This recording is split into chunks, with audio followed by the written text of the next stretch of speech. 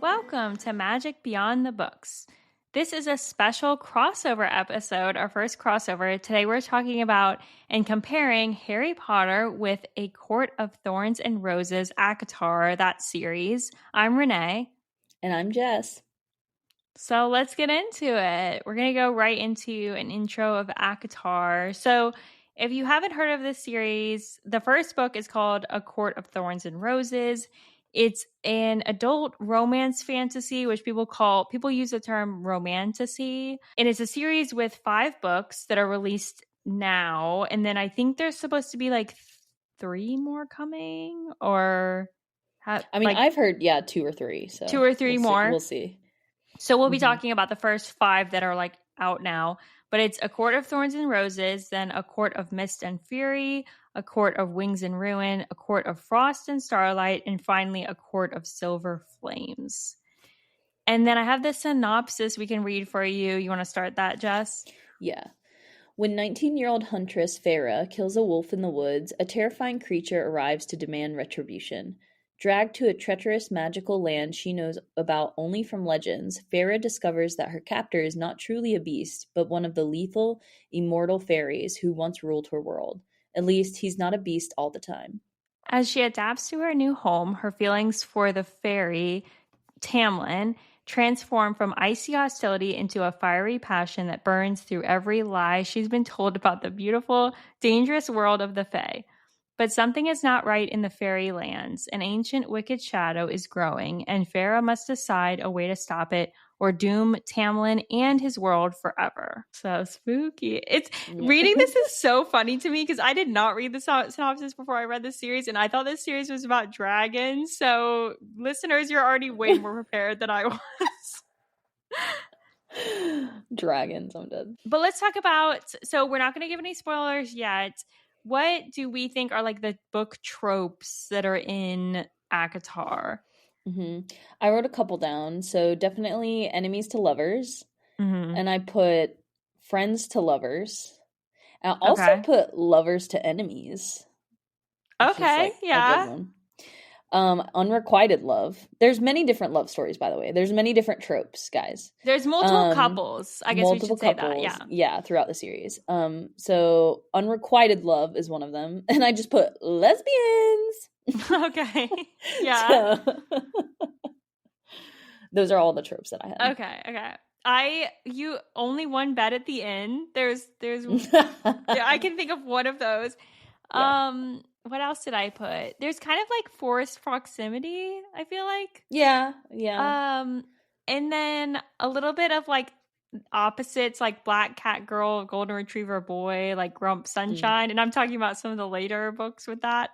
The like chosen one trope, I feel like they kind of have that, especially like in the first book.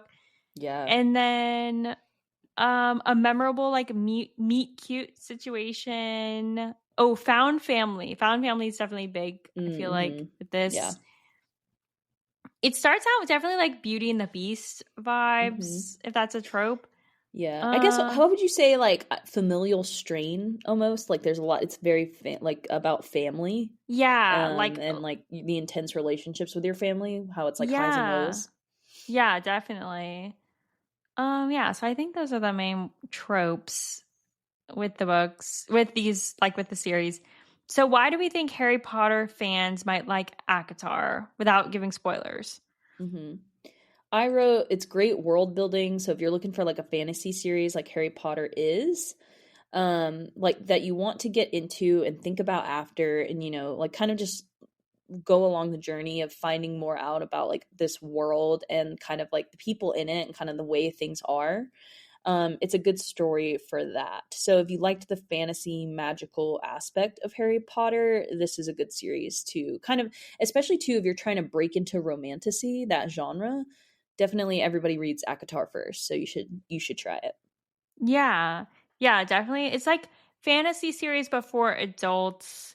I feel like if you read Harry Potter and you like fantasy, and maybe you also read like Percy Jackson and The Hunger Games, or like other Twilight, other things growing up, or now, you know, those like YA books that are in that fantasy realm, if you really liked that, but then you're now an adult and you kind of want like some more mature themes as far as like the romance goes, but also some more like there's some like I guess we should say like more. I was just about to say we should mention this is a rated R book. This is definitely rated R. Like there's some very descriptive. This is what the people call smut. Okay. People call it smut or spice, where it's very descriptive. It's not.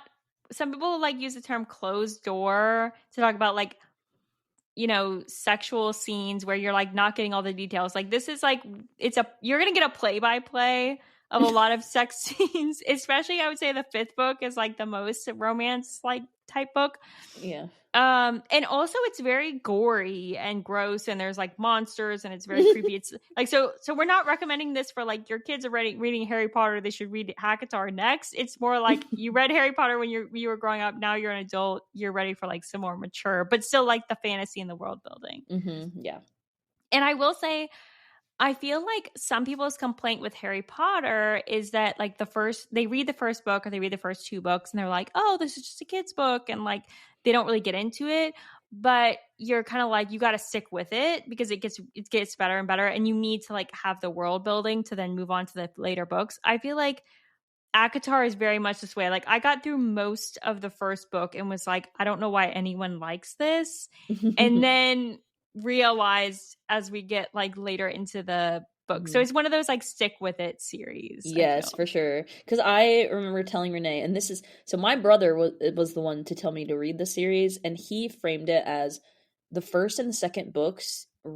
Try to think of it as one book, and that really helped me. Because I feel like if I read only the first book, I might have like not continued the series. So just knowing that the first and the second book is really kind of like your base for the rest of the story, and then 3, 4, and 5 are kind of like a continuation once you get further through the first 2. And I think I told you that too. Yeah. Whenever you started reading it, was try to be like the first 2 books, kind of like combine them in your head so you're not like really upset. So yeah, and I like the first book I didn't really love, and then the second book is my favorite probably in the series. So like mm-hmm. it gets good. You don't have to wait. It's not like book 5 is when it starts to get good. Mm-hmm. Like it gets good pretty quickly, but it does take a while. Mm-hmm. And also I would say like if you're a Harry Potter fan who liked book 6 of Harry Potter, where there's like you're getting the romances a lot and the couples, and you wish you got more like Harry and Ginny and, you know, Hermione and Ron and like the different couples, you're kind of getting that. You're getting more of the romance, and you're getting more of different couples in like ACOTAR. Mm-hmm. And also I would say very much like in Harry Potter, there's like little things dropped in the early books that then have like hidden meanings or have more meaning as you get later in the series. And you're like, oh yeah, that's what they were talking. Like Dumbledore drops some lore about like the Room of Requirement in book 4, and you don't find out about what that is until like book 5. And you kind of like, you know, little stuff like that gets like breadcrumbs. I would say ACOTAR is very much like that. There's a lot of breadcrumbs and like hints that get dropped, and then you appreciate them more as you get into the later books. And I feel like I've only read ACOTAR one time, but I feel like it would be a good reread book series because there's so much like you understand as you get later in the books. Because I have now read it twice through, and I appreciate the entire series more on the second read. Especially the 5th book. The 5th book I did not like at all the first time I read it, and then now rereading it, I do like it. It's one of my favorites. But yeah, I remember the first time I read these was probably like 2 years ago, and it is a lot. Like you're learning a lot, you like learn a lot of the lore. And so then when Renee said, you know, I convinced Renee to try this series, I did a reread as she was reading it. So yeah, and it's fun to definitely read, like, if you can convince a friend to read with you and likes to discuss that. Like, we like to discuss Harry Potter, like, we like to discuss ACOTAR. So why not discuss it together? Yeah, exactly. So I think that covers kind of an intro to it. Now we're going to get into the spoilers part and the real juice of this episode. So right now is your official spoiler warning. There are Harry Potter and ACOTAR spoilers in this episode from all of the books in both series. So we're going to get into it. So if you haven't read ACOTAR yet, just shut off the podcast now. Come back to it once you've read it and hear our thoughts and share yours. But let's get into it. Now this part of the pod is for the smut readers. So Yeah, this part of the pod welcome. is welcome, smut readers. Welcome, sluts. So I feel like we should start with saying our top 3 favorite Harry Potter characters and favorite ACOTAR characters, because I feel like that will tell the audience a little bit about us and our perspective going into this discussion. Okay, do you want to start with ACOTAR characters or Harry Potter? Let's start with Harry Potter, I guess. Okay. My top 3 Harry Potter, a little boring, but it's just Harry, Ron, and Hermione because they really are trio, yeah. There's the trio. They really are like my favorites out of the whole, because it's like obviously all about them. But okay, for my top 3 in no particular order, I wrote Ginny Weasley, Dobby, and Sirius Black.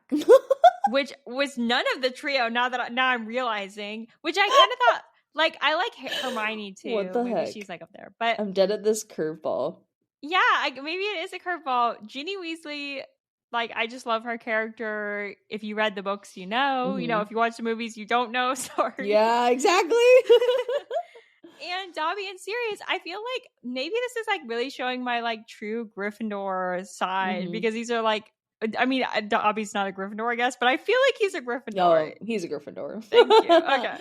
But yeah, I mean, Dobby being on the like same plane as both of the, well, obviously House Elf rights. Don't get me wrong, I'm not like a spew hater, whoa, but whoa, sorry, Jess. SPEW.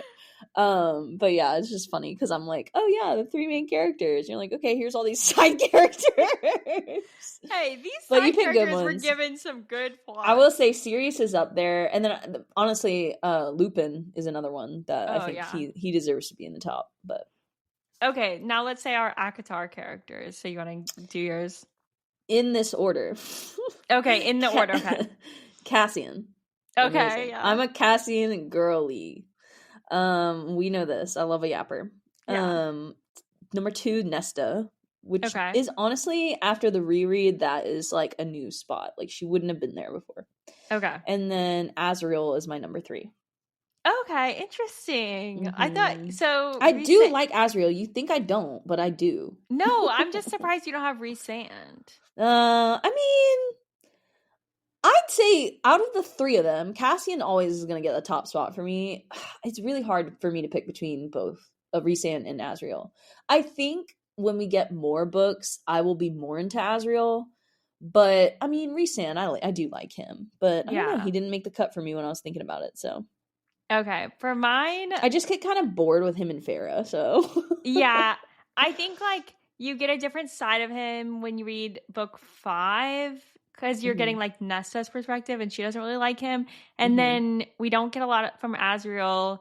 And then you get a lot more of Cassian that you don't get in previous books. So like if you hadn't read book 5, I can see people being like, oh, Cassian, like he's not on my list or whatever. I think I like Azriel because he is the like, honestly, like I feel like one of the most like, he gets the shit end of the stick, basically. Like, he's always, like, the one that has to go and, like, do the hard things. And, like, he does everything for everyone. Like, even whenever Farrah and Cassian, they were, like, decorating for Christmas or whatever, he, like, comes in behind them and, like, fixes everything because they were doing it horribly. Yeah. So I like that he's, like, kind of, like, silent mommy of, like, the whole gang. And he just does everything for everyone, like, with no sort of, like, reward. So that's why I like him, because I'm like, oh, my silent struggler. Yeah, and he taught Farrah how to fly. And yeah, he's always doing like all these things, and then like not really getting a lot of like clout for it. Yeah. So I kind of cheated on this, or I didn't really have. Well, first of all, Nesta is my favorite character. Nesta. Also, you can like you have the evidence that I liked Nesta from book 1, yeah, and I'd like 100%. to present that now to people who like. From book 1, I always liked Nesta. Love her. She's my favorite character. She's my ride or die. And then I just said the Bat Boys. I know that's kind of cheating, but just the 3 of them. Cheating. No, you have to pick. So it's fine. You can keep them all 3, but can you put them in order? Like most to least. Okay. So this is... It's hard, isn't it? This is hard. Yeah, this is hard. I... Personally, like if I was liking them, like who do I think is like attractive in this romantasy thing. Like, I've always liked Asriel. Like, Mm-hmm. but we just don't know that much about him. Like, we haven't gotten Mm-hmm. his story, I feel like. Mm-hmm. So I guess I would say, like, Rhysand number one, and then like Cassian and then Asriel, maybe. And like In like favorites order, like favorite okay, Rhysand, second favorite Cassian, third favorite Asriel. Asriel, but just And strictly on like their characters though. Like more on that's how I go character. it. That's Yeah, yeah. that's how I did it. Was like I like the character of Cassian and like the character of Asriel. I like the character of Rhysand too, but I like them more. But it wasn't like like in the story or anything. Like I didn't have it with context. Yeah, I think it's just like I'm going by their character, and we just don't Mm-hmm. know enough about Asriel. Like Mm-hmm. we haven't really gotten like his Mm-hmm. perspective on things. That's Yeah. why I put him last. Not that like, Mm-hmm. I mean, maybe we'll Yeah. get book 6 will be all Mm-hmm. about him, and then I'll like rank them Mm-hmm. differently. Yeah. But I do really like Rhysand, and I still like Cassian. Yeah. So I was going to say, as your production manager to director Renee, I'm going to say that your top three Okay, okay. So I is was wrong. Asriel, and then you're a little wrong, Renee. Okay. So yours is Asriel, Rhysand, and then Cassian, but they're still all pretty up there, you know? That's what I mean. Well, It's hard because you do like all of them. Like I like all of them for sure. yeah. That would be my order of like in this imaginary world. If I'm like a different person, if I'm like a person in this story, who am I gonna date? Yeah, like Asriel's gonna be my number one, and then Yeah. Rhysand if Asriel's not available, and then Cassian. Yeah. Like Cassian Yeah. talks way too much for me. I prefer men that are silent, which is why I like Asriel so much. But. Yeah. Okay, so let's get into do you want to do Hogwarts houses? Yeah. I was excited for this. I thought it was cool. Okay, yeah. I thought a lot about this. I hope that Mm-hmm. I'm doing these people justice. So, should we go like or you want to go like house by house like Slytherin and talk about our Slytherins I and think then it's easier Hufflepuff? to go by character. Okay. I mean, that's how I wrote it down. So, yeah. Okay. I wrote mine by house, so I'm just going to have to like Okay. jump around a little bit. But if we're going to do it like that, I'll just off the bat talk about the houses. So, just a reminder. So, Slytherin, they're cunning, willing to do whatever it takes to win, great ambition, and have the pure ancestry, like quote unquote, and I'm using air quotes here, like pure bloods. Then you have Hufflepuffs. They're just loyal, patient, true, hard workers, unafraid of toil. Those that don't fit into any other house often get put there as well. Then you have Gryffindor, which is brave at heart, daring. They have nerve, chivalry, and bold. And then Ravenclaw, ready mind, wit, clever, intelligent, interested in learning, sharp minded. Those are all things associated with them. Okay, so let's get on to. So we're putting ACOTAR characters into houses. Mm-hmm. So go ahead, give me your first character. Okay, I thought let's start with Bat Boys, and we'll go Rhysand first. Okay. To me, he's clearly a Gryffindor. Okay, interesting. And tell me your reasoning. Because he's brave. I feel like he has to do the part that's hardest. That's like he has to play a bad guy when really he's the good guy.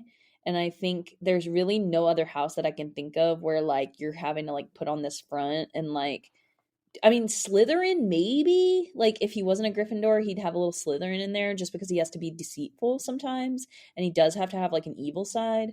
But I think he's way more Gryffindor because he's like loyal to his friends. He just has to do the hard thing. Yeah. Okay, that's interesting. And he has the cocky, like, arrogance of a Gryffindor that can sometimes you have.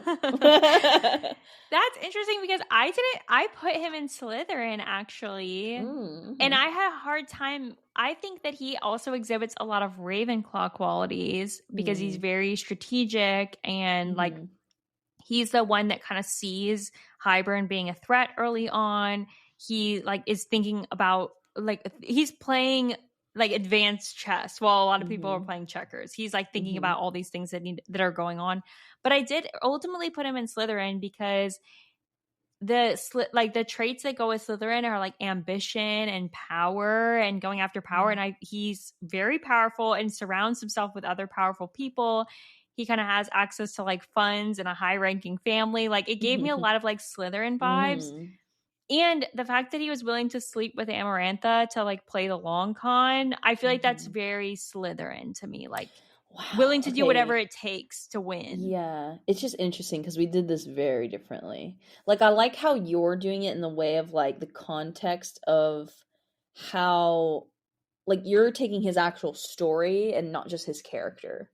Like, Yeah, like the the things that whole he thing of did. like, Yeah. yeah, like him being like from royalty pretty much. Like, he's like, his parents were, or his dad was like the head honcho or whatever. So it's just, that like is really interesting to like compare that to being like of pure blood lineage.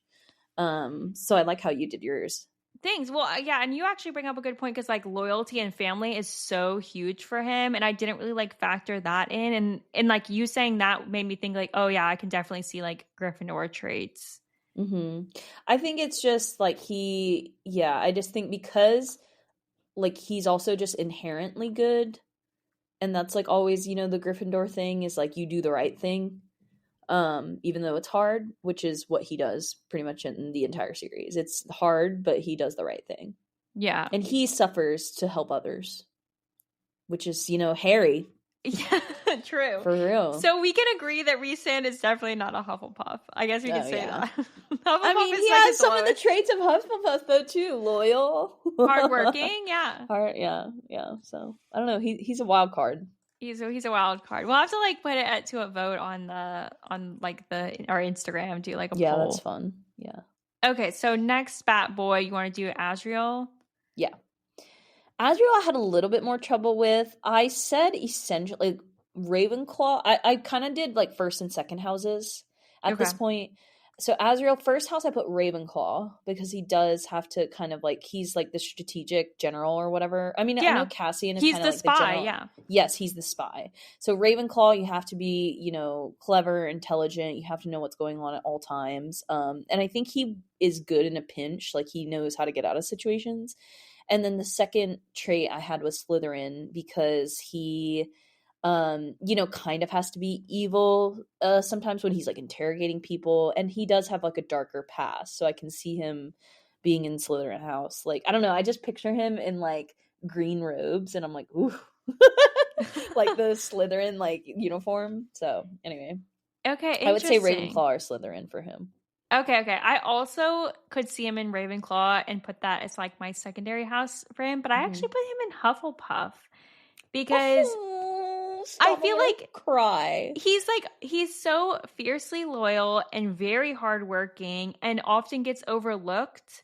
And I feel like those traits really like resonated with Hufflepuff. Not that he doesn't really give me Hufflepuff vibes. I feel like he'd be that Hufflepuff that's like everyone's like, why are you a Hufflepuff? Yeah, he's like he's the silent Hufflepuff that's like he's just a good Yeah. person. Yeah. Yeah. So I think like the fact that I feel like he gets overlooked and doesn't really get his reward, or at least that we've seen yet, kind of just really like made me feel Hufflepuff. Not that he doesn't fit in. And I could definitely see him as Ravenclaw. And Ravenclaw, he looks like a Ravenclaw. He's got the blue siphons, like he looks Yeah. Ravenclaw.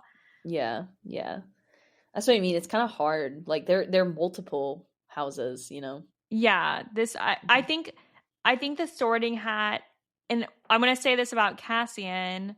I have a whole thing about Cassian. I think the Sorting Hat would have some trouble with Cassian and a lot of these people because they exhibit traits of multiple houses. Yeah. Yeah. Speaking of Cassian, do you want to do him? Yeah. I said Gryffindor. Okay, I also said Gryffindor. Yeah. I think that Cassian is in Gryffindor. He's brave, bold, fiercely loyal. I do think this is my theory. I think he would have been like maybe like a hat stall where the hat took a long time because he exhibits a lot of Hufflepuff traits. Like he's very patient. I would say he's the most patient person of all the people that we meet in ACOTAR. He's very loyal and just and true. Like all the definitions of Hufflepuff fit him. But I think that this is what I put. I think his desire for greatness and more notice would make him like a Gryffindor in the end. Like I think that would win out. Like he would choose to be a Gryffindor over a Hufflepuff, in my opinion. Yeah. Yeah. I can see that. That's interesting to think like if it was a hat stall and what he would tell the hat. Like, I want to be a Gryffindor. Yeah. Like, I So think cute. especially towards the end of book 5, we're getting him, like, doing more of the negotiating with Hmm. Eris, and I feel like he's taking on more responsibility, and it just, like, I think he's a little bit more ambitious than your average Hufflepuff. He also, like, talking about, like, Asriel looks like cliche Ravenclaw. Cassian is, like, the poster child for Gryffindor with his red Yeah. siphons and, like, longish hair. He looks like a Yeah. Gryffindor for sure. I picture him playing Quidditch, like for the Oh, Gryffindor team. yeah, Like 100%. being in like Quidditch robes and stuff. Oh, so Yeah, he cute. would be a beater, I think. So Farah, I put Hufflepuff, Interesting. Okay. slash Gryffindor. Okay. And it was funny because in my mind I was like, she's not Ravenclaw. I think sometimes she like makes dumb decisions, but that's just Yeah. me. Oh yeah, like let me pick 2 because 2 means Tamlin in me. I'm like, oh. Yeah. Yeah, she actually can't read, so she can't be in Ravenclaw. Okay. Okay. This is gonna be a controversial opinion, but I put her in Ravenclaw, which Oh now my I feel like god. Why? Give me your reasoning. okay. First of all, I really struggled with her. Probably the most of anyone. I wasn't sure where to put her. But she's very like calculating and strategic. She loves to learn from all sources, aka like she talks to the Suriel whenever she gets a chance. She picks up reading extremely fast. Does anyone ever talk about that? Yeah. And yeah, like I think of her as being very just strategic, and like she's willing to work with monsters and all the rest, and like asks a lot of questions. I think she's very Hmm. like inquisitive and interested and curious. Dang, yeah. You're changing my mind now. But yeah, like obviously the lack of reading for like her entire life until she's like 21 is really fighting against her being a Yeah. Ravenclaw. Yeah, that's true. Okay, should we go Nesta? Yeah, Nesta was also a two-houser for me. I put Slytherin and Ravenclaw. Okay, interesting. Do you want to elaborate? So Slytherin, obviously, she kind of has her moments where she's very harsh and cold, and willing to do whatever it takes to get her way or like help her people. And it's hard because she also exudes like I think she's very loyal, as well, which is Hufflepuff. But like like Ravenclaw, I put because she kind of does always like think ahead, like especially in the fifth book when you're learning about all the stuff with like the dead trove and stuff like that. I think she knows all of these things. I just don't think she includes other people in them. Like we hear a lot of her internal monologues of like what makes sense, like where to find the trove, and like, oh, like I know that this is gonna have to happen at some point. So it's like she's always like ready for something more, even though she doesn't want to acknowledge her powers. I think she always like is one step ahead, but she just like won't admit it to herself. Hmm. So that's what I just felt like she was kind of like witty, like a Ravenclaw as well. So yeah. Yeah, and she opposite of Farah, she reads a lot. Mm-hmm. Um that's interesting that you say that though, because Nesta was one of the few people I was like very sure about her house, and I didn't have a second Mm-hmm. house. I think she's a Gryffindor. Like she's Mm. brave. The thing that makes her a Gryffindor, I probably like the most for me, is she drew a line in the sand and decided like knocked out her friend and decided that she was going to die for her friends or Yeah, like true. before letting people pass over that line. And like Mm-hmm. her whole uh her relationship with her friends and willing to die for people she loves. She's very bold and willing to be unliked. And Mm-hmm. even as a human, she tried to go to the wall. I'll never forget that book 1, she Mm-hmm. tried to go through the wall to save Farah, even though she was Mm-hmm. just a random human, didn't even know where the hole was or anything. I just feel like she really exhibits the whole like die for the people that you love, or is like very Nesta. Mm-hmm. And she's, even though she's very like unlikable to a lot of people, I think that I don't know, it's hard to describe, Mm-hmm. but I feel like I personally resonate with Nesta a lot. And I'm a Gryffindor, and I just feel like she's Mm-hmm. like she's very bold and brave. And I think Mm-hmm. part of being bold sometimes is being willing to be like unlikable to people. Yeah. No, you make some good points. Honestly, it's really interesting how like we have different houses, but like I don't know, when we talk about it more, I agree with what you're saying. So it's like, yeah, because we've always mentioned that they all could be in pretty much all the houses, you know what I mean? So, Yeah, but yeah. yeah, I do agree now that what you're saying that it's almost like she is like, "Oh, die for your friends, but don't show them or don't show anyone that you would do that," because she's like obviously like, her and Farrah have a complicated relationship, but you know that she would die for Farrah if she had to. Yeah. Okay. So the last sister would be Elaine. I I don't she's kind of like Asriel where I feel like we haven't gotten a lot of her like story. I think there's more to come. I just and I'm not really like a big fan personally of Elaine. I feel like she doesn't really fit in any like place. So I put her in Hufflepuff. I felt like she was Hufflepuff, doesn't really fit in another house. She has like a Mhm. springtime energy about her. Yeah.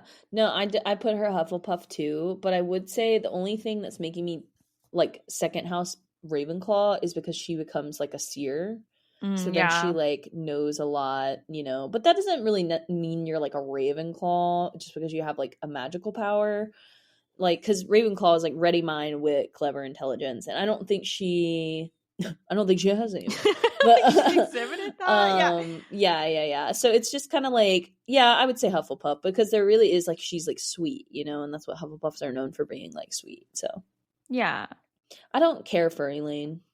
I don't either. I'll be honest. She's not my least favorite Mhm. character. We'll get to my least favorite character in a minute, Mhm. but I don't really care for her either. Okay, so Amryn, where did you put her? I have three for her. I have Slytherin, Gryffindor, Ravenclaw. So everything but Hufflepuff. Okay, I put her in Ravenclaw. Okay. Yeah. I mean, clearly she's like 3,000 years old. So. Yeah, she's super. I just said sharp-minded, and she spends hours studying the book Mhm. pages or whatever the sides of the Mhm. book. Like she just kind of gives me Ravenclaw energy. Mhm. She is like still friends with Nesta even when no one likes her, and I feel like she has like a like kind of morbid fascination with Nesta and her powers. So she just seems Mhm. more like level-headed and interested in learning, I guess. Mhm. Yeah, I was thinking more Slytherin because of like kind of like the willing to do whatever it takes, the cunningness, and the I know it's like, pure ancestry or whatever, and she's literally made from the stars. So it's like, Yeah. okay, yeah, like Fair, she's like a fair. god pretty much. So yeah, Slytherin, and then Gryffindor, she's, loud about like her opinions, and she always, says like, no, we need to do this. Um, and And she then tries to Ravenclaw, die for everyone, I guess. So that's yeah, sort of like yeah. Gryffindor. Yeah. Exactly. And Ravenclaw I had put because of like she can read like runes and like all that sort of stuff. So Yeah. Okay. And then Morgan or more spoiler alert, this is my least favorite character. I don't like her. yeah. So I put her in Slytherin. I think she's not Mm-hmm. loyal or honest, and she's kind of evil, and she like seems to enjoy war. And so yeah, I don't I and she's from a like, pure family or whatever. Mm-hmm. Um but I just don't like her. I think she's two-faced. I think she hides secrets. She's a little bit too she's a little bit too okay with lying to Asriel for 500 years. Yeah. So, what else is she okay about lying about is my yeah. question. Hmm. Yeah, I put Gryffindor, which is probably very just gonna upset you. I feel like you were just putting everyone in Gryffindor. I mean, I feel like they all like clearly they're like peas in a pod. Usually they all go in the same house, so but I don't know. I don't even know why I put Gryffindor. I feel like she's just like, yeah, she's just like on the front lines. That's like kind of what I like think I was thinking. Like, she whenever the attack on Valaris happened, she kind of like jumped right in and like started saving like with Farah and stuff. So I don't know. I didn't think too hard about it. We had Tamlin and Lucian Yeah, next. yeah, yeah. Lucian I put Ravenclaw because I thought, I don't know, he is like clever in the sense that like he kind of is like a double agent for a lot of different people. He's kind of like at first he's Tamlin's person, and then now he's kind of confused on where he fits. So then he's working with Farah and Reese. And we don't really like see a lot of what's happening on his side yet, but I think we're gonna get more of that later on. Mm-hmm. So I think he's just clever in the sense that like he knows what needs to be done to like kind of move the plot along, I'll say. But he's doing it in the background that we don't see yet. And I think he's going to be, you know, the reason a lot moves forward in the next couple books. That's my Okay. prediction, at least. Okay, interesting. I am someone who wants more justice for Lucian. I think Mm-hmm. he's got like, things haven't gone his way, but I feel like he is a total Hufflepuff. Oh, He doesn't know where he belongs. He's kind of like his whole band of misfits. I think he's the most Hufflepuff character to me, where he's like doesn't know where he fits in, but he's a mm-hmm. loyal friend and he's a hard I worker. mean, is he? He like basically went fuck off, Tamlin. No, But but he went back to him and like tried to yeah, I apologize and guess, and tried like to helped keep him. yeah, tried to help him. Mm-hmm. And him leaving, like fleeing for his life with Farah, because the situation that he was in, I think is a lot different than like him choosing to leave like just randomly. He stuck with Yeah. Tamlin through all the years of them having the masks and everything. Mm-hmm. Yeah. Yeah. And then Tamlin, Okay. what do you think? Slytherin. He definitely has the look of the Slytherin. I feel like he's very associated with the color green, like green Mm-hmm. eyes, like wears green maybe. Mm-hmm. Again, because of the ancestry thing, so like royal court, like his family, all that stuff. And then too, I just don't like him. I think he's evil, which Slytherins there is that representation. I think Tamlin would be a Death Eater. That's so interesting. I don't like Tamlin, just to be clear, and I also didn't like him from book 1, I feel. Mm-hmm. But I also don't think he's a bad person. I just am so interested how you think that Tamlin is a worse person than Morgan. I am one of those people that do not. I know that in ACOTAR, so in case you people don't know, in ACOTAR, like the fandom, everyone wants Tamlin to have like a redemption arc and like, oh, it's really like he's actually this good guy and like there's reasons for all the stuff that he says and does and like all of this stuff. Granted, he did save Farah that one time when they were trying to escape or whatever, but I think that's just because he like had lust for her, love, whatever you want to call it. Wasn't a mate, but I think that like so whatever. Besides that, I feel like he is just not a good person. I think like the way he like takes like resources from his court when they're already struggling, like what the fuck? Like you don't need any of this stuff. Why? And he's like, "Oh, it's to uphold like the how things are done and blah blah blah." He's just very rigid and I think Slytherin can be that way where it's like, "Oh, this is just how it's always supposed to be done." And so it's kind of harsh. Hmm. I put him as a Hufflepuff. I feel like he's what? I just think that's interesting. Explain. My explanation is the main thing is he's hardworking but not strategic. Hmm. Like he'll do all this stuff to protect his lands and fight people off, but isn't like Rhysand that will pull off a long con and be Mhm. like strategic about his resistance. Mhm. So like, and then I feel like we get that later too. Like he tries to be strategic and like double cross Highburn, but he's not smart enough, or like it doesn't exactly work Mhm. out that well. Mhm. And he's just like, he's hard headed, he's very stubborn, and I feel like that goes into like the hardworking kind of thing. And he like loyalty is very high for him on his list of values. Like he wants Farah to be like undyingly loyal. He wants Lucian Mhm. to be same thing. Like he just demands this level of loyalty from people. So I feel like as far as his values and like his actions, hardworking and loyalty seem like high for me. Less, I don't think he's ambitious or strategic enough to be a Slytherin. I guess Mhm. is like the way I thought Mm. about it, Mhm. or like a Gryffindor or other. Mhm. I don't know. Can I counter argument? Yeah, no, say your Rebuttal. side. The hardworking part. Me and you always talk about how he did literally nothing under the mountain. So like, what do you mean? Stand up for your girl? Like, what are Yeah. you doing? So it's just like I feel like he kind of gave up under the mountain. And I hated that. And then also once his house falls, like his court falls, I should say, He doesn't do shit to like keep anything running. Everything's overgrown. It's not like he's like trying to win his court back. Everyone just left and he's like fuming basically. I don't think he's hardworking in that sense. So I mean, I guess that's more like plot, like contextual, but to me, I don't think he is hardworking in that way, to where like I think if he was hardworking, he would have like under the mountain been like more loyal to Farah and like tried to like help her and like, you know, no matter what, even risking his life, which we know Rhysand does, not him. But Yeah. Well, yeah. And that's a main reason why I wouldn't put him as like a Gryffindor. Like he doesn't exhibit like bravery in that instance. And yeah, I don't think he's smart enough to be a Ravenclaw. And I don't like Tamlin. I don't mean this as an insult to the Hufflepuff house. I just think there can be unlikable people in Hufflepuff. Oh, okay. okay. It doesn't have to be everyone that I don't like goes in Slytherin. I guess is what I'm saying with that. Yeah. But also there's dumb people in Slytherin who are just evil, like Crabbe and Goyle. That's true. You know? That's true. That's fair. So you didn't put anyone else in houses other than them? Yeah. Did you? So I just did a couple other people, so I'll just mention them quickly. So Eris, I feel like is a Slytherin, like will do anything for power, like chaotic, evil energy. Do you think he's gonna have some sort of redemption arc like Tamlin, or? I think we're gonna get more from Eris. I think at the end of the day, Eris is on the side of good, not evil.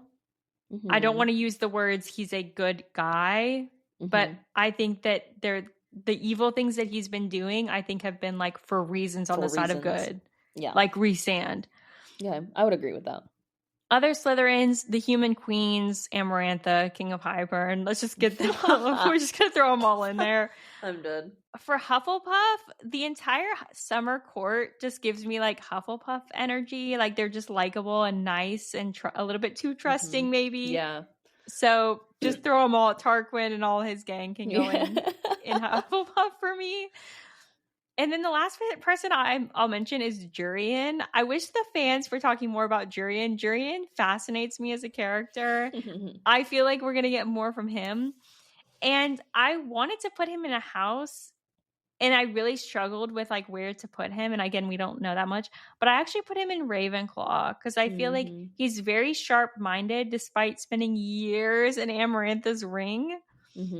And he was the first one who realized that Farah, and I think the word he used was unleashed on the Spring Court by Rhysand. And he was like, it's interesting that Rhysand isn't coming to save you or trying to help you, and you're just here in the Spring Court, like knowing everything I know about Rhysand. I don't think Rhysand is evil, and I don't think he like just let you stay here and everything. So like I feel like he's very intuitive and like figures things out, and he's also too caring, I think, to be a Slytherin, because he like cared about the kids, the human kids being killed, and helped Farah save that random girl from the Hybern camp and stuff. So I feel like he's got some like more caring sides to him. Yeah, so yeah, I'd agree with that. Those are the only other people I added to houses. So Nice. should we now go to Courts of Prythian, putting Harry Potter characters into courts? So opposite. Yes, I will say I only did the trio here because I really just like didn't go through everybody else. This was also like harder for me because there's so many courts of Prythian, and I don't necessarily know like the like, you know, characteristics of the court. Like obviously there's like physical characteristics, like Autumn Court, they have like red hair and like stuff like that. But as far as like powers and things like that, like, you know, like water with summer and like stuff like that, I wasn't really sure with any of it. So I just did 3. Our top 3, our trio. Harry, I put day or summer court. Just because, you know, like summer, like friendly, loyal, like trying to do the good thing, that sort of thing. Again, I sorted these by houses, so I didn't do it by like people, or by not houses. I sorted this by courts. I put Harry in the Spring Court. Oh, why? Like Tamlin's court? Explain. You know how the Spring Court and Tamlin are like the chosen one, kind of by like Amarantha, and like Farrah goes to the Spring Court and she's kind of like the chosen one, the curse breaker. Like, so that's kind of why I associated Harry with like Harry's the chosen one that's gonna save like everyone else from this evil threat. That's what I thought for him. Like I felt like chosen I went one. Okay. I didn't most of my people I didn't go so much by like vibe of the court. I went more by like what we know of the court from the story. Got you. So where did you put Ron? Autumn. Okay, okay. Well, I said that just because of red hair and like, you know, it's kind of like, I would say, I don't want to say like humble beginnings, but it's kind of like, you know, you can hunt for your food there, and like, I don't know, it's kind of like Ottery St. Catchpole or whatever they're from. That's what it like reminded me of. Like where the burrow is. Yeah. I said that the Weasleys in general, I feel like with the red hair and a lot of suns give like autumn court vibes, but I actually put Ron in the winter court. Interesting. Explain. He's in love with the same girl since childhood, and that very much made me think of like that's the whole winter court story, right? Yeah. Is that the only reason? It's like it's not a good enough reason to put him in that court. Okay, I'm sorry. We're talking about two fantasy worlds in a made-up podcast episode. Is there a right way, Jess? Is there? I mean, yeah. That's so funny. Yeah, this is completely fictional characters. Yeah, Renee, that's not like a good enough reason. Is Ron Weasley ever going to visit the winter court? I don't think so. Okay, and the only other person I did was Hermione. I put her at winter or dawn. But it makes more sense now. If Day is actually the one with knowledge, maybe that instead of Dawn. Yeah, I mean, I just Googled it again, and Dawn's supposed to be the healing, and Day's the knowledge. Okay, so probably Day court for her then. Yeah. Okay, that we're aligned here. I put her in the Day court as well. Okay, yeah. Okay, so I'll go through, since those were the three you did, I'll do the rest of them. I'm going to do this by court, though. So Autumn, I talked about, I put the Weasleys, red hair, a lot of suns. And I also put Voldemort. He gives, Baron vibes to me. Not you sorting Tom Riddle, bro. To a court, man. Wait, I'm sorry. What did you put him in? Autumn. So not Night Court. Not Night Court. Literally the most evil court. Okay, I guess he could be in the Court of Nightmares. Yeah, isn't that what Night Court is? Night Court is like Rhys-Sand's court. Which is the... Yeah. Yeah, but I'm talking the whole area, though. Residing in the But yeah, I guess he could be Court of Nightmares. So he could be that. But yeah, I didn't fill these courts out. So basically it's just the Weasleys and Voldemort and Autumn. Yeah, great. Why Autumn? Because I told you, he gives me Baron vibes. Baron is evil, and he's leading that court. He's the most evil of the High Lords, I feel. He is. But does that bleed into the people that live there? I can't even really remember. Do the Autumn Court people His sons are killing each other off. That's what I mean. It's kind of what's the leadership like? If that's how the vibe is in the actual court, then what do the people who live there think? Are they yo, there's some drama up at the castle today? Or is there we need to get the fuck out of here because these people are insane? What is the vibes? Do people like living in Autumn Court? I don't know. Yeah, I'm interested now. Okay, so then Winter Court, I put Ron Weasley, as I mentioned earlier, and I also put Fleur Delacour because she just gives me winter vibes. Yeah, she gives me, well, that or spring. Yeah. Like a fairy, light and blonde. Yeah. Fair. And then Spring Court, I told you I have Harry Potter, and then I also have Severus Snape, because the whole oh double. My God, Renee, I can't. In what world are those characters supposed to be the same? Severus Snape is double agent. Tamlin was trying to be a double agent with Highburn and Prythian. If you see the way my mind is worked. Yeah. Okay. Okay, moving on. Summer? I'd say Day for Severus Snape, by the way. Okay. Because knowledge and yeah. He's a very experienced scheming potion kind of maker. Yeah. So Summer Court, I put the entire Order of the Phoenix, Cedric Diggory, and Hagrid, because the Summer Court is the court that rebelled against like Amarantha, and a lot of them got killed off, which gave me very like Order of the Phoenix vibes. And then Cedric and Hagrid just like seem like good vibes people. Cute. Day Court, I put Hermione and McGonagall. They felt very. Oh yeah, that's a good one. Okay, so you're starting to vibe with my decisions now. Okay. Sometimes you're not crazy. All right, now let's get to the Night Court that you were so interested in. First of all, I put Narcissa Malfoy. Seems evil, but only cares about protecting family. Who does that sound like? Yeah, true. And then I later put actually the entire Malfoy family. I feel like Bellatrix would be in the Court of Nightmares, and the whole Malfoy family would be like either on the good side or the bad side of that. Dumbledore, also in the Night Court, does a lot of bad things for the side of good. And then Sirius Black, no explanation written, just in Night Court. Why? I feel like he seems dark, seems evil, got like a vampire look about him, but he's actually good and like found family, like brothers that are like your technical brothers. Yeah. For him, I'd probably do Summer or Dawn. Like, okay. I think the way he cares about Harry is very like healing, you know? He's like his father figure. And like Dawn is like kind of like, you know, about keeping loved ones close, I think, and like healing and all that stuff. So yeah. And then Dawn, I just put Madame Pomfrey because the healing abilities. Okay. Yeah. Let's throw Madame Pomfrey on the pod. Why the fuck not? Okay.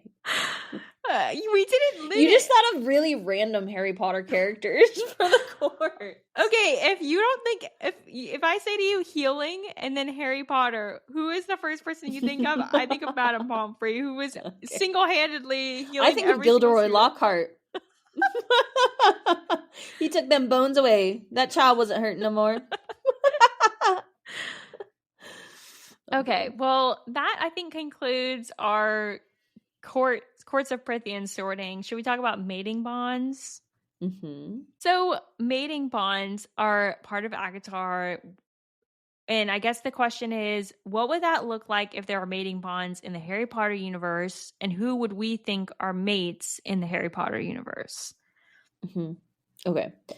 I had definitely put Hermione and Ron are mates because you already know from my Harry Potter couples episode, I'm a Hermione and Ron ride till I die. I did put Harry and Ginny as mates, but I put a late bond clicking moment. Like, you know how the bond's supposed to click? I think that it's like once they both reach maturity, the bond would click, that sort of thing. So it's kind of like a slow burn mating bond. Yeah. I put the Weasleys, Arthur and Molly Weasley. They're definitely mates. Yeah. Tonks and Lupin, because it's like they almost like Lupin doesn't want them to be mates, but they are. You know, interesting. She's and her whole Patronus like changes because of him. Remember? Yeah, and they're both they're both very like ACOTAR-y characters because they're both like shapeshifters. Yeah. So these next two are just kind of funnies.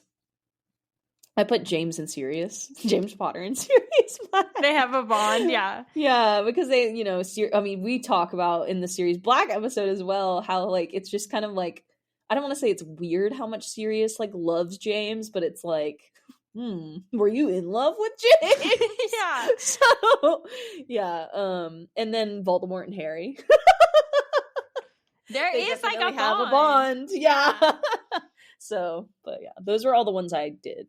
Okay. Yeah. For specific mates in Harry Potter, I did say, I didn't like write a bunch down because also, I'm going to say this first, but then I want to back up and talk about mating bonds because I don't even think I understand them fully. But I put Molly and Arthur too. They just seem like destined to be together, super strong marriage despite financial strain and many children. And they've been together since like they were in Hogwarts. So. And they're still like lovey-doving with each other, like for sure. Yeah, they still have these like lovey-dovey nicknames, and they're still like super close, and you know, seem like they have the strong bond. So, and then I also put Fleur and Bill. because Oh, yeah, that's a good one. when Bill goes to watch Harry in the Triwizard Tournament, she notices him immediately. Like, Harry notices her noticing Bill. Mm-hmm. And he seems like almost immune to her Vila charms. Like, they never Mm-hmm. talk about Bill like looking at her and being like entranced by that. Mm-hmm. And, so I feel like it, like, if they have a mating bond, like, it clicked for her immediately. Like, she knew before Mm-hmm. he knew. Yeah, that's cute. And I think with him too, he ended up like liking her more when they work together, like because she goes and works at Gringotts afterwards, and that's how they really get to know each other. So I think Bill, like, once he got to know her, he was like, oh, she's like more than just Vila. Yeah. Yeah. So I feel like it's kind of like a Rhysand and Farah situation where like it's like Bill is the Farah in the situation and like Fleur Mm-hmm. is the Rhysand where she Mm-hmm. knows and then she like lets her like get to know him and lets him like Mm-hmm. finally let it click that like they're bonded. Yeah, yeah. But let's like talk about mating bonds for a second. I'm so confused by them even after reading like all of the books because they talk about it like clicking or like people know, and some people seem to have these like key moments where they know. Like Rhysand talks about like the moment when he realized, right? Mm-hmm. And then like Rhysand talks about his parents having a moment where like his dad saw his mom and was like bam, like clicked. Mm-hmm. Or Lucian has it like bam, clicks.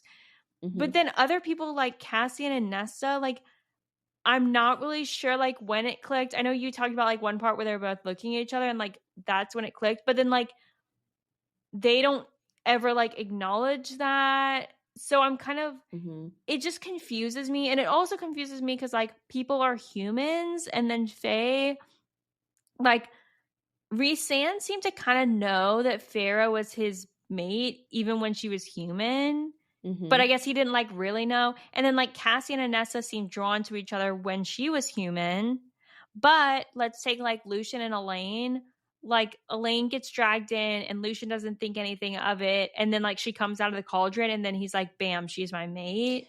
Okay, I will say though, Lucian was the one before, like, when before they looked at each other after Elaine fell out the cauldron, he was like screaming, like, "What are you doing? Like, stop treating her like that." So he was like trying to like stand up for her. But I think if we were supposed to think it was just because he was like a good guy or whatever, and was like, "Don't mistreat like a lady." Mm-hmm. And then when he goes to reach for her to help her up, that's when like they look at each other and it happens.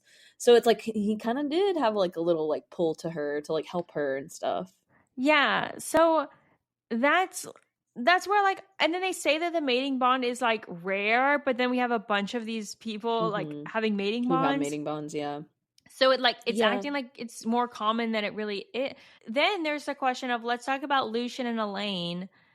Some people like Cassian and Nesta and Rhysand and Farah, they act almost like the mating bond is like inevitable and they're just drawn to each other and they just love each other's traits and complement each other. And there's like it's like this inevitable force of like a Mhm. gravitational pull. But then you have Lucian and Elaine who like don't seem to have that. Mhm.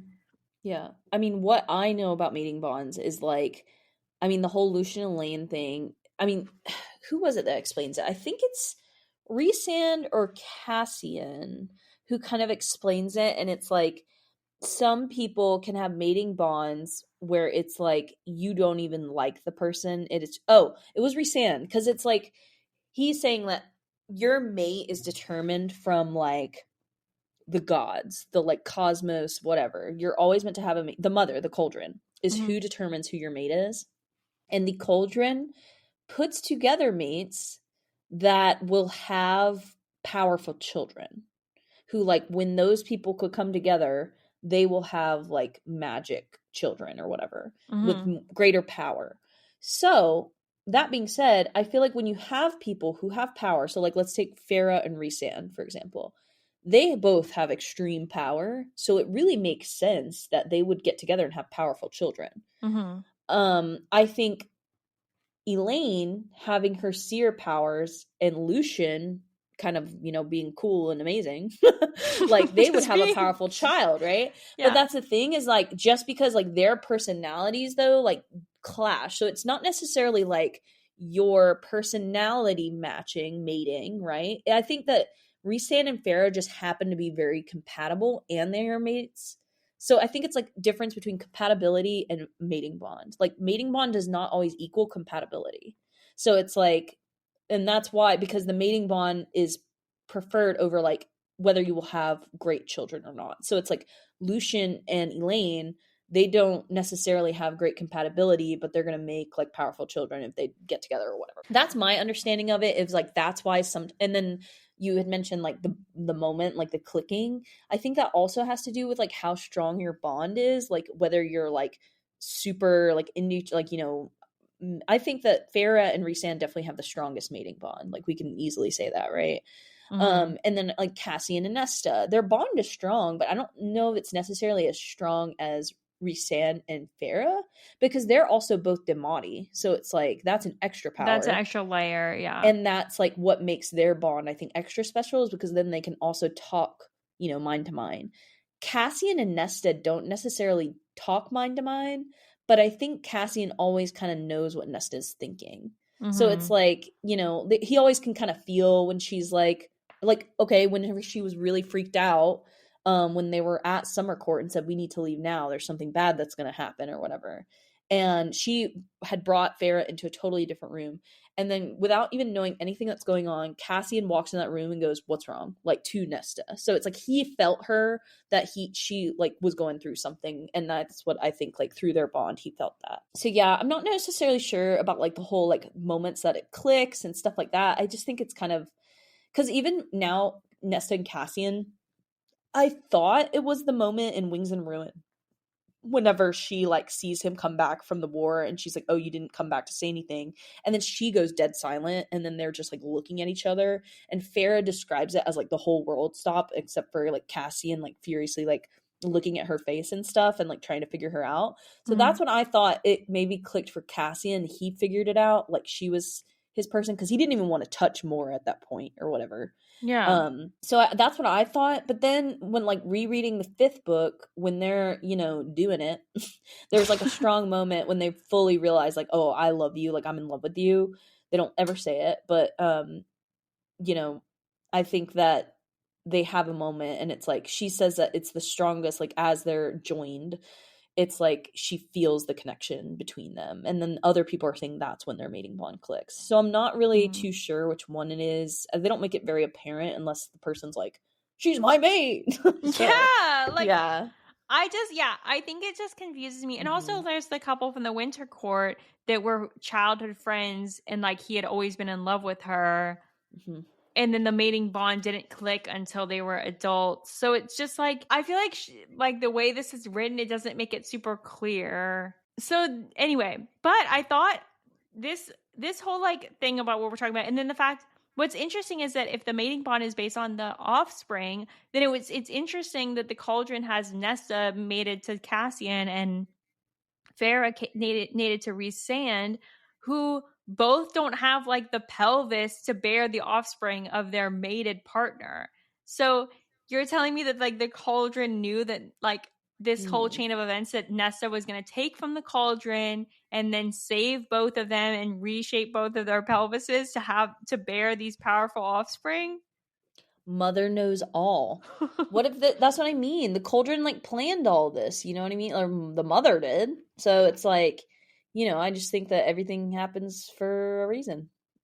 Yeah, but you would think the cauldron wouldn't be so bitchy about Nesta taking stuff if it knew that was all part of this chain of events that's like has to happen. Is the cauldron though is an object, and the mother is not the cauldron. The mother is like all seeing, all it's like God, and cauldron is like her tool.